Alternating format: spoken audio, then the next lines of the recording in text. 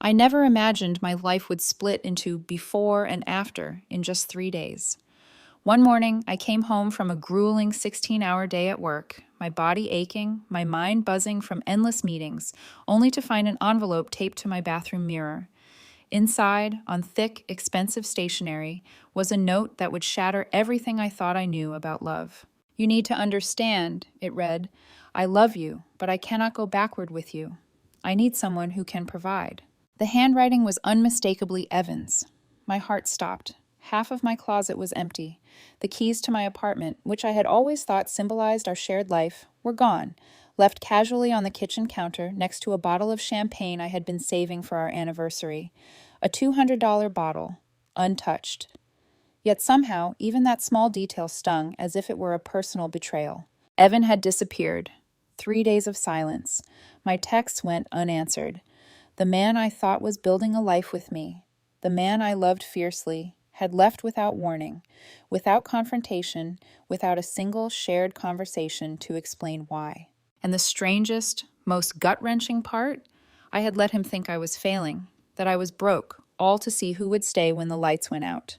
I am 33, a civil engineer, co-founder of Haven Works, a startup dedicated to building sustainable homes. After years of scraping by, the company was finally on the brink of a major acquisition. I had kept the news from Evan, not because I wanted to deceive him, but because the deal was under strict NDA.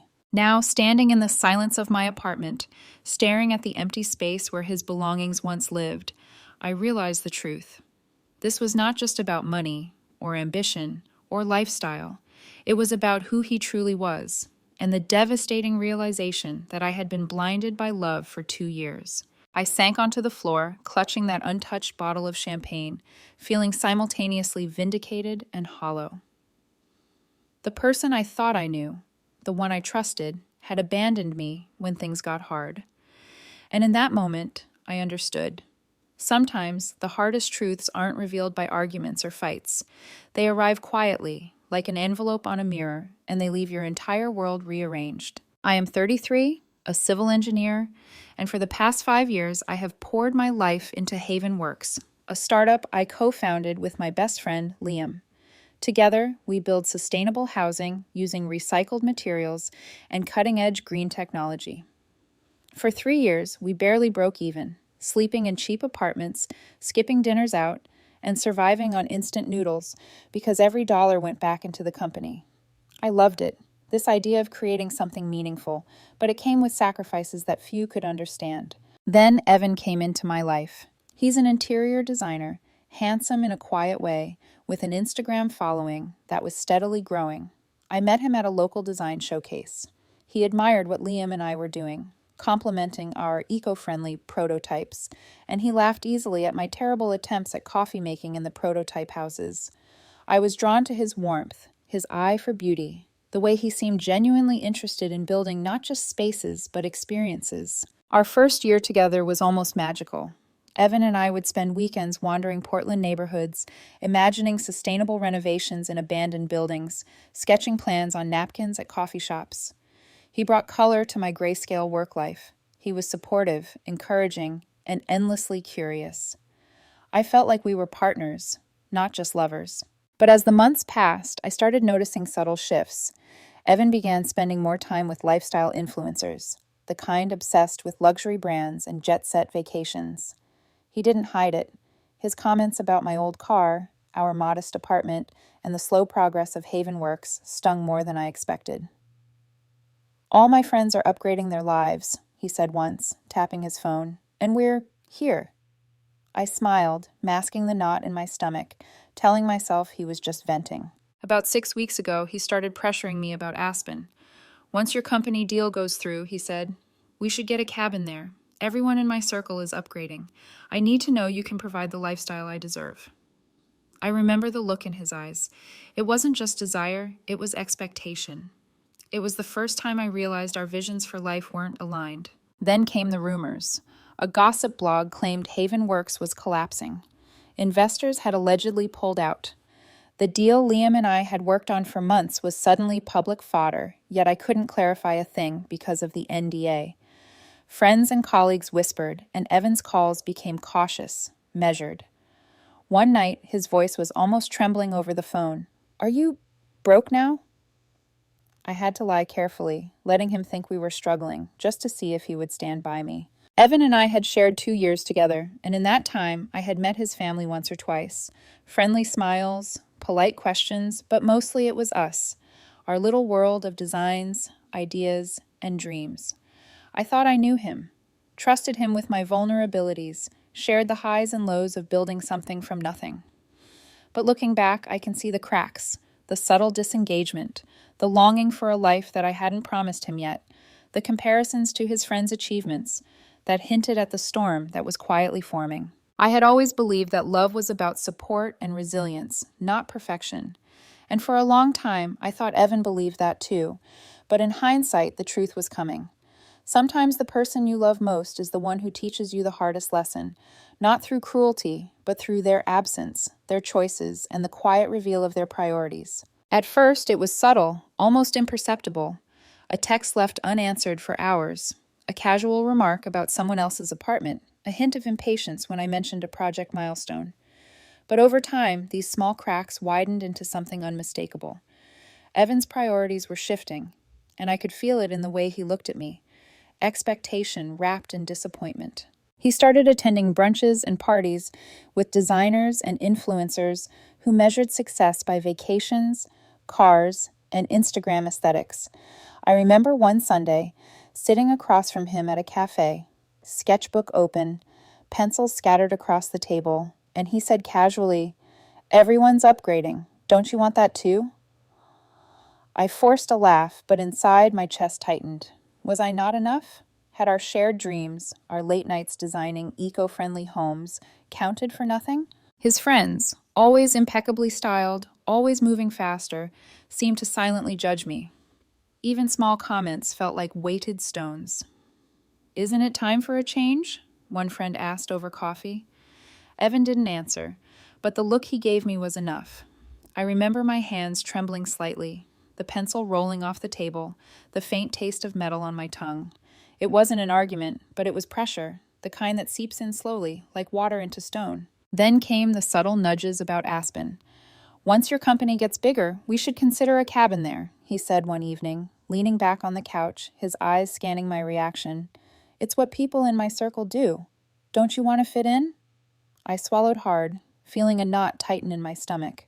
I had to remind myself that our dreams weren't about appearances, they were about substance. Yet his disappointment was palpable, and I felt it like a weight pressing down on my chest. Even the gossip didn't help. A blog claimed our startup was failing, that investors had pulled out, that everything we had built was crumbling.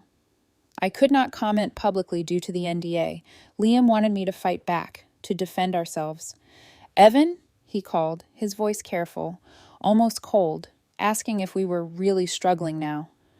It was a test, I realized much later, but at the time, it felt like a knife twisting. The tension seeped into our interactions at home. Meals became quieter. Conversations shortened. His laughter, once a warm presence in our small apartment, became rare and hesitant. I caught him looking at his phone more than at me, scrolling through the curated lives of others. Each glance felt like a silent comparison.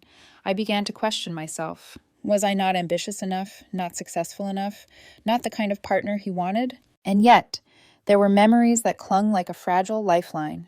Weekends spent in unfinished prototype houses, sketching floor plans side by side, late-night talks about sustainability and legacy.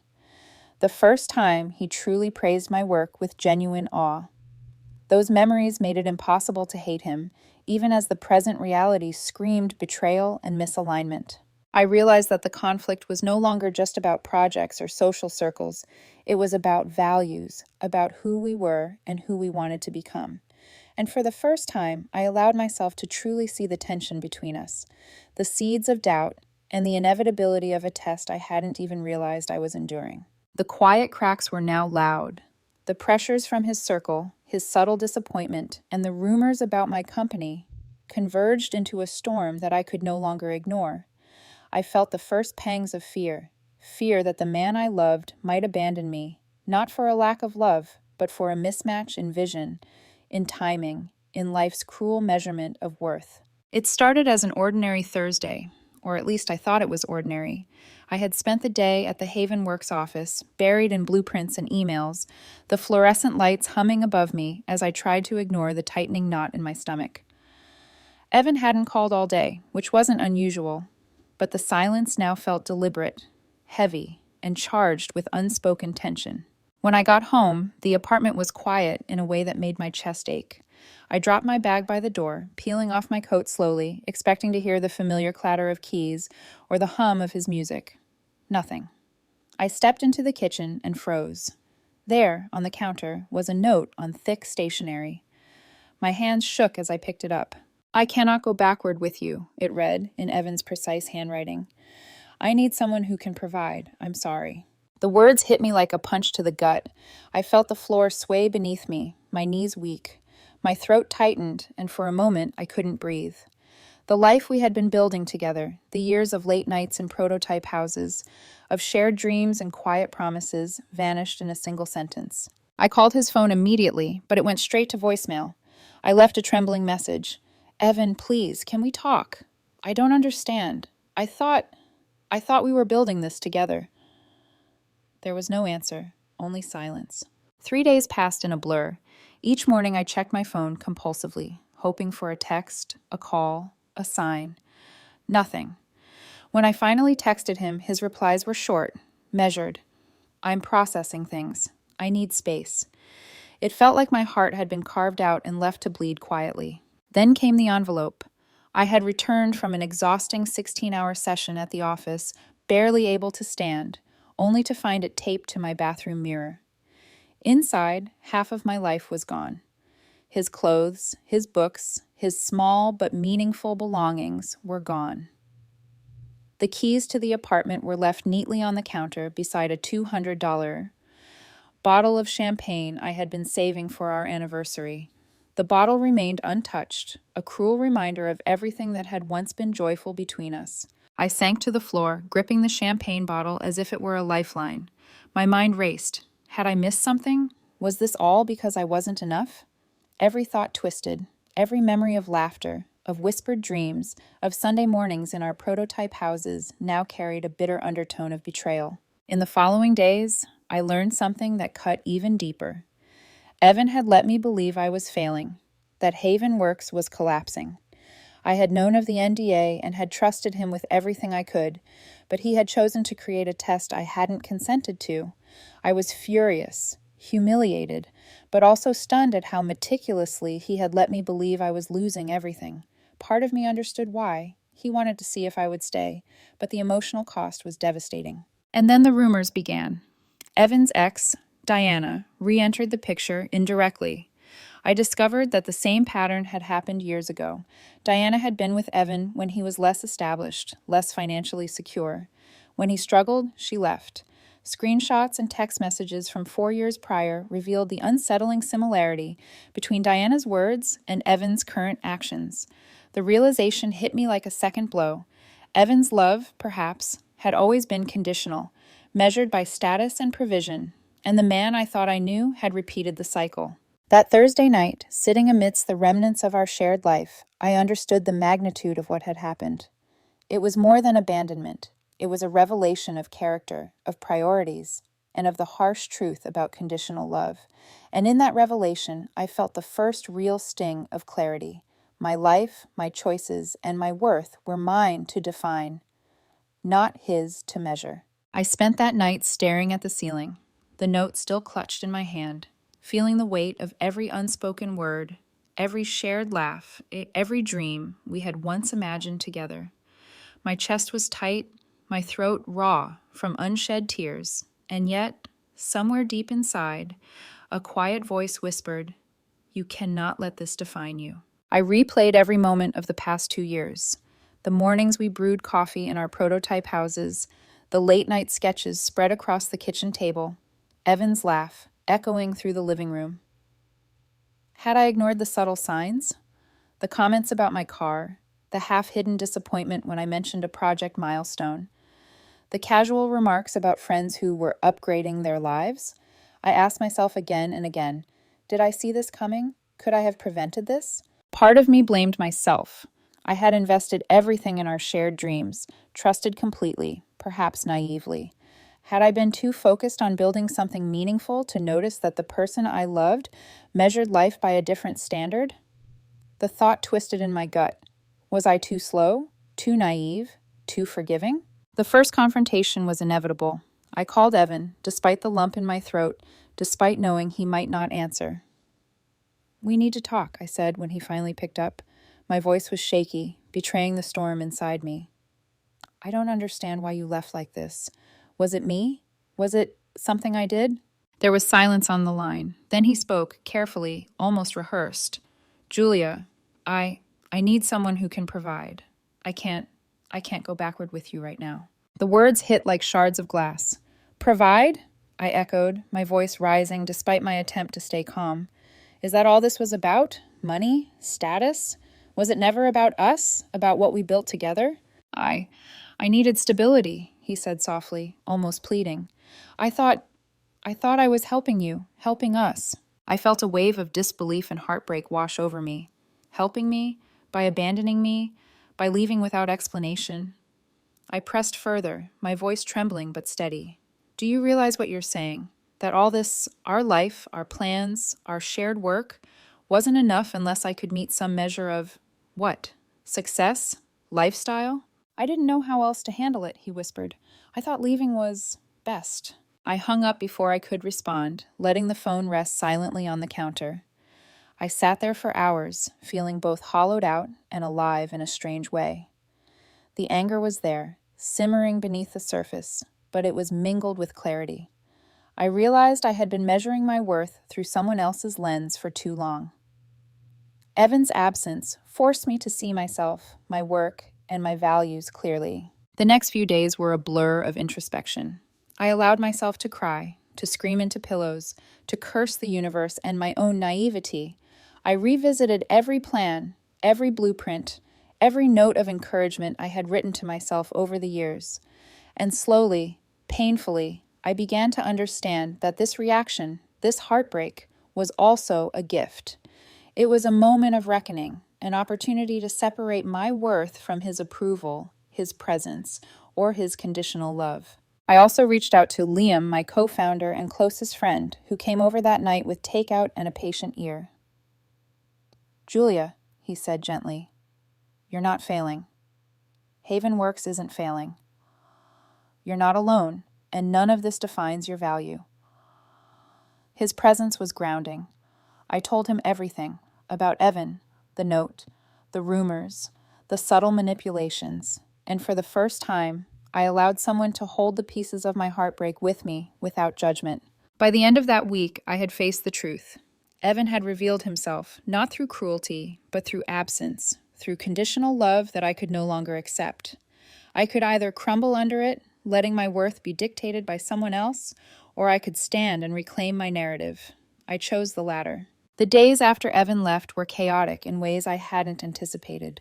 What started as personal heartbreak quickly spiraled into a tangled web of social pressure and public perception. His friends and family began subtly, or not so subtly, pushing narratives that I was the problem, that I had failed to provide the life Evan deserved. Messages arrived from acquaintances I barely recognized. "You should have seen it coming." "Maybe it's time to let go." Every word felt like a stone added to the growing pile of guilt and confusion pressing on me. Even Evan's parents got involved. At first it was well-intentioned, or at least that's what I told myself. His mother called, voice measured, asking, "Julia, do you think you could have done more? Evan has always had such high expectations." I could feel the judgment in every syllable. I kept my tone polite, controlled, but inside, my chest ached. I realized then that this was bigger than just Evan. It was the weight of his world, the standards set by generations of family expectations pressing on my shoulders. Meanwhile, the rumors about Haven Works' collapse gained traction online. A tech gossip blog had published an article claiming our startup had lost all investors. Clients began asking Liam if our company was really legitimate. One even withdrew a contract that had taken months to negotiate. The stakes were escalating, and I felt cornered by the combined pressure of Evan's departure, the meddling of his circle, and the very real threat to our company's survival. I decided to take a step back and observe before acting. It was a difficult choice. I could feel my anger simmering, a mix of betrayal and indignation that demanded an outlet. But I had to remain strategic. Havenworks wasn't just a business. It was years of my life, of blood, sweat, and belief in a mission greater than myself. If I reacted rashly, everything could crumble. Then the pattern emerged. A direct message appeared on LinkedIn from Elena, Evan's former partner, now switched to a female identity after their transition, Daphne. She introduced herself politely, claiming she had experienced something similar years ago. She sent screenshots of messages from the past, conversations where Vanessa, Evan's previous ex, had ended her engagement during a temporary financial setback, citing a need for stability, someone who could provide. The words were eerily similar to Evan's recent actions. I stared at the messages, heart pounding. So this is the measure he uses. Value based on current standing, not character, not loyalty. I showed the evidence to Liam. He was quiet for a long moment, then shook his head. It's like a case study in emotional ROI, he muttered. He calculates affection the same way he calculates investments. I laughed bitterly, the humor feeling jagged in my chest. So I wasn't crazy. This pattern wasn't just about me, but it didn't make it hurt any less. Amidst the chaos, Riley, Liam's sister, arrived unexpectedly at the office. She had been photographing sustainable projects across the country and had stopped by to check on our prototype houses. She stayed late with me that night, bringing soup and helping me sort through contracts, emails, and designs. We worked side by side in silence sometimes, other times talking through the day's events. At one point, she said softly, "Julia, sometimes the hardest thing about being proven right is realizing how long you were wrong." Her words struck a chord. By this point, the escalation wasn't just external, it was internal. I began noticing how the emotional storm was reshaping me. The hurt, betrayal, and indignation were forging a new clarity. I realized that I had been too accommodating, too willing to measure my self-worth through someone else's eyes. Now, the fire of betrayal was turning into a source of power, a quiet resolve to reclaim control of my life, my company, and my narrative. The weeks that followed were relentless. Evan continued posting vague stories about self-care and letting go, feeding gossip channels without naming anyone directly. Clients hesitated, friends questioned, and I had to fight not just for Havenworks, but for my own sense of reality and worth. I worked late into the night, drafting proposals, reviewing sustainability plans, and personally reaching out to clients to reassure them. Each action was deliberate, each step a reclaiming of the ground Evan and his circle had tried to destabilize. And slowly the tide began to shift. The combination of careful strategy, unwavering commitment, and the support of Liam and Riley started to turn things around. Clients returned, prospects multiplied, and the narrative that Evan had tried to shape began to unravel under the weight of truth and resilience.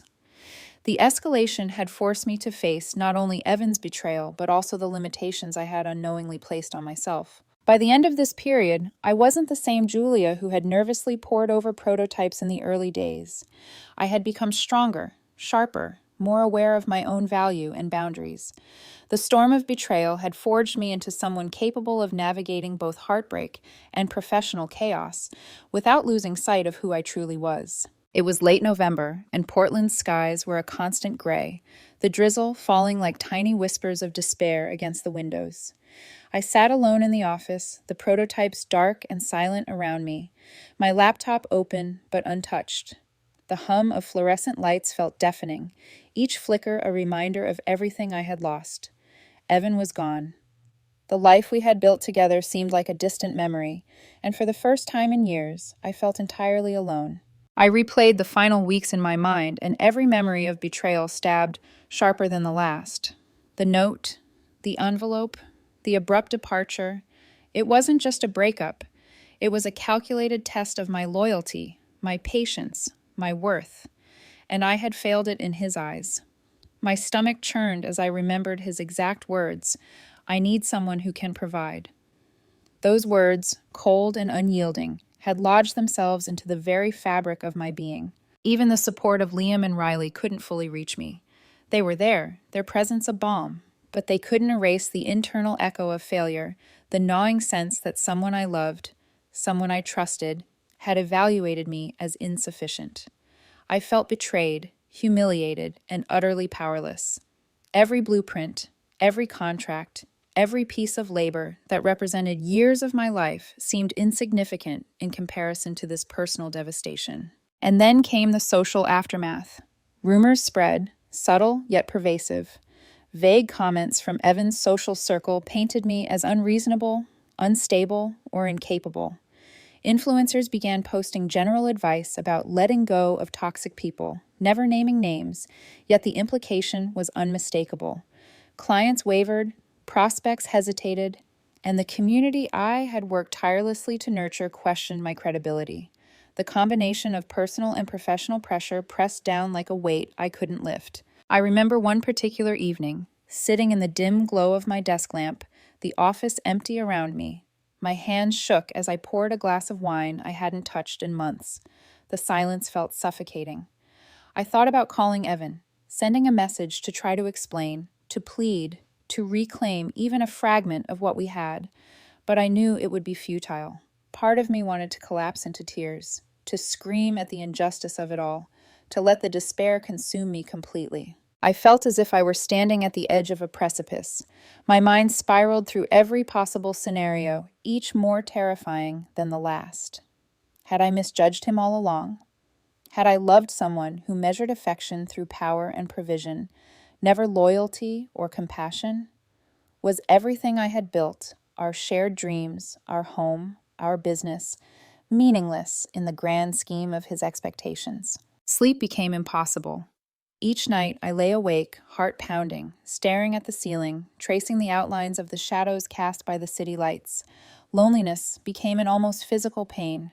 I wandered the apartment, touching his abandoned belongings, trying to convince myself they were still real, still mine, but each item only amplified the absence, the betrayal, the hollow ache of abandonment. Yet amid this darkness, a flicker of something else emerged. Clarity. Not relief, not resolution, but a hard, unyielding truth. I had been evaluated by someone incapable of unconditional loyalty, someone who placed worth on status rather than character. The realization burned, but it also clarified one thing. My life, my values, my work, they were mine, not his. The pain was profound, but beneath it was a seed of power, a whisper that survival and reclamation were possible. I stayed that night long after the city had gone quiet, staring at the empty office, feeling every ounce of loss, but also, slowly, beginning to feel the edges of resolve forming within me. The dark moment was complete. I had hit rock bottom emotionally. But in that abyss, I glimpsed the first outlines of my ascent, the point where despair would turn to determination and heartbreak into strength. The morning after the longest night of my life, I awoke to a quiet clarity that surprised me. The gray Portland drizzle had softened, letting a few streaks of sunlight pierce through the clouds. It was as if the city itself mirrored the shift inside me. I realized that the despair, the isolation, and the betrayal had not broken me. They had sharpened me. It started with the folder Liam had quietly slid across the table weeks ago. It contained everything: contracts, emails, investor correspondence, and detailed proof of Haven Works' resilience and legitimacy. I had avoided looking too closely before, consumed by heartbreak, but now I opened each document carefully, like peeling back layers of a past life to see the truth. Every letter from investors confirming the acquisition, every signed agreement, every note of support from partners, it all painted a picture of stability and achievement that Evan had ignored or misunderstood. Then came Derek's messages. Now fully recognized as Julia's female counterpart, she had reached out with honesty and perspective. She shared her own history with Vanessa's manipulations years ago, how Vanessa had left Derek during a temporary setback, prioritizing financial security over commitment. The similarities between that story and my recent experience with Evan were striking. It was more than a coincidence. It was a pattern of conditional love based on status, not loyalty. Holding these pieces of evidence, a mix of rage and vindication surged through me. I could see clearly now, this wasn't about my shortcomings. It was about Evan's expectations and Vanessa's past influence shaping his values. I no longer needed to guess at motives or question my worth. The clarity was empowering. I called Liam immediately. "I see it now," I said, my voice steady but charged with intensity. "This isn't about me. It's about patterns, about how some people measure love with the wrong currency, and I've been letting that dictate my life for too long." Liam didn't say much, just nodded, understanding in his silence. "So what do you want to do?" I paused. The first instinct was revenge, to make Evan and his circle see the truth publicly, to expose the lies. But I realized something crucial. That wasn't my goal anymore. My mission wasn't to punish. It was to reclaim myself, my work, and my peace. Letting the truth speak for itself would be far more powerful than any calculated retaliation. In the days that followed, I made deliberate choices. I reached out to key clients personally, ensuring them of our project's legitimacy and reinforcing the mission we had always stood for. I reinforced internal team morale, reminding Liam, Riley, and our staff that our work was meaningful and that their dedication mattered. Every action, every word, was a reaffirmation of our values. Then Riley became a pivotal figure. She didn't just support me, she illuminated the bigger picture. "Julia," she said one evening as we reviewed a new prototype, "sometimes the people who leave or betray us make the path clearer. You're not rebuilding for them, you're rebuilding for yourself and everyone who believes in what truly matters." Her words resonated deeply, echoing in the part of me that had felt lost for so long. The turning point crystallized one afternoon when I received an unsolicited note from a potential investor. She had been hearing the rumors, yes, but she also saw the tangible proof of our projects, our impact, and our integrity. In her message, she wrote, "Your resilience and commitment to values over perception are exactly why I want to invest. People who measure worth in dollars eventually reveal themselves. You measure worth in action, and that is rare." It hit me then. I was no longer defined by Evan's departure or the whispers of his circle. My value wasn't contingent on conditional affection or status metrics. I had survived betrayal, faced the lowest point, and emerged stronger, more certain of myself and my work. I had the power to choose my path, to surround myself with those who genuinely believed in me, and to let the rest fall away. That evening, I sat by the window, looking out at the city lights reflecting off rain-soaked streets. I breathed deeply, feeling a sense of calm I hadn't known in weeks. The turning point wasn't about revenge or proving Evan wrong. It was about reclaiming my life, recognizing my worth, and taking decisive action to protect the future I believed in. I had reached a moment of power born from clarity, a resolve forged in heartbreak, and a vision for the future that was entirely mine. The darkness had receded, leaving behind a Julia ready to rise, to act, and to live on her own terms. In the weeks following the turning point, the ripple effects of Evan's departure and Vanessa's manipulations became impossible to ignore. The community he had relied on, the circle of friends and influencers who once praised his charm and social acumen, slowly began to shift their attention. Vague posts, once taken as gospel, now drew scrutiny. Clients began asking pointed questions. Former acquaintances whispered about inconsistencies in the story he had spun, and little by little, the truth began to emerge, not because I chased it, but because it refused to stay buried. The first blow came when several potential clients, previously hesitant due to the rumors of Haven Works' instability, contacted Liam and me directly. They had investigated, verified our projects, and confirmed the integrity of our team. One by one, contracts were reinstated and new opportunities appeared. The very community that Evan had thought would abandon me was now witnessing our resilience firsthand. Then there was the quiet, almost poetic irony of Vanessa's missteps coming to light. Her past pattern of conditional love and opportunism, highlighted by Derek's messages and corroborated by a few mutual acquaintances, began to circulate. The parallels between her past behavior and Evan's choices painted a clear picture. Those who measure affection by status and wealth often leave chaos in their wake. The whispers that once sought to undermine me now circled them instead. Evan tried to regain footing, sending messages that tried to soften his image. Vague apologies, rationalizations, claims that I had misunderstood everything.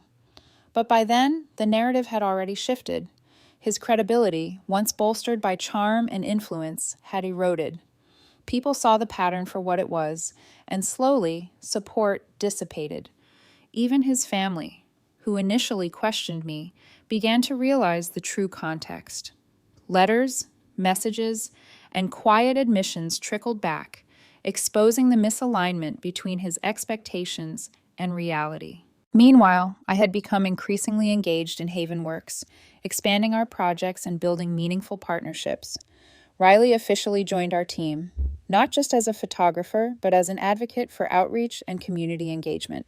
Her presence reminded me daily that real partnerships are built on trust, shared vision, and mutual respect, qualities Evan and Vanessa had lacked. I remember one particularly vivid moment. Walking past our Portland office, I noticed the prototype houses gleaming under the afternoon sun. I felt a sense of quiet triumph, not of vengeance, but of creation. We had survived the storm, and more importantly, we had grown stronger because of it. The lessons weren't abstract. They were tangible in every panel, every solar array, every rainwater collection system we installed. The social fallout was equally striking. Posts that had once celebrated Evan's success now quietly faded into obscurity. Vanessa's Instagram following dropped as clients began discovering her mismanagement of green projects. People in their circles started questioning vague lifestyle advice, noting discrepancies and ethical lapses. The very system they had relied on to validate themselves now reflected back the consequences of their choices. And me? I walked through it all in calm silence. I didn't orchestrate revenge or public humiliation. I didn't need to. The truth, coupled with consistent action and integrity, had done the work for me. I reclaimed my space, professionally, personally, and emotionally, without the drama of retaliation. My focus remained on building, on nurturing the projects that mattered, and on surrounding myself with people whose values aligned with mine. It was deeply satisfying, not in a triumphalist sense, but in the subtle, profound recognition that integrity cannot be faked, and betrayal, when met with patience and wisdom, often collapses under its own weight. Evan's actions, Vanessa's choices, their circle's whispers, they all reflected back to them, unaltered by my involvement. The fallout was complete, but I remained untouched by its chaos, having risen above it through clarity and deliberate action. By the time I left Portland that evening, the city lights twinkling like distant promises, I realized I was no longer defined by what I had lost. I had rebuilt myself from the ashes of betrayal, using the lessons of the past to guide a future that was entirely my own. The storm had passed, and I walked forward with calm confidence, knowing that the work, the relationships, and the life I had fought for were mine, and nothing or no one could take that away again. Spring arrived in Portland with soft rains and hints of sunlight breaking through gray skies. I walked along the waterfront one morning, the cool breeze brushing against my face, feeling a freedom I hadn't known in years. The weight of betrayal, the heartbreak, and the long nights of doubt had finally lifted. I had survived not only Evan's departure, but also the illusions of conditional love that had haunted me. Havenworks thrived more than ever. Projects expanded to multiple states, our team grew stronger, and Riley became not only a partner in work, but a friend whose presence reminded me daily of trust, loyalty, and shared vision. Life was no longer about proving anything to anyone. It was about building, creating, and nurturing a world that mattered, something tangible, honest, and resilient. I often thought about Evan and Vanessa. I felt neither anger nor desire for revenge. Their choices reflected their values, and the consequences had found them naturally. It was a quiet satisfaction, a recognition that integrity and perseverance outlast manipulation and fear. I had chosen the path of resilience, and that choice had defined my future far more than any other moment in the past 2 years. Most importantly, I had learned a lesson that went beyond business or relationships. The worth of a person is measured not by the approval of others, nor by fleeting measures of wealth or status, but by the consistency of their actions, the depth of their loyalty, and the courage to act according to their values, even when the world doubts them. As I looked out at the city, watching the sunlight glint off rain-soaked streets and the emerging greenery, I felt a sense of calm and empowerment. Life was unpredictable, people could be disappointing, and love could be conditional, but I had reclaimed my agency. I had built a life that mattered, surrounded by people who truly cared, doing work that left a meaningful mark. I smiled, knowing the future was uncertain but entirely mine, and for the first time in a long time, I embraced it without fear. My heart was no longer tethered to those who couldn't appreciate it. I had learned to love with clarity, act with purpose, and walk forward with strength. And that, I realized, was the most valuable lesson of all.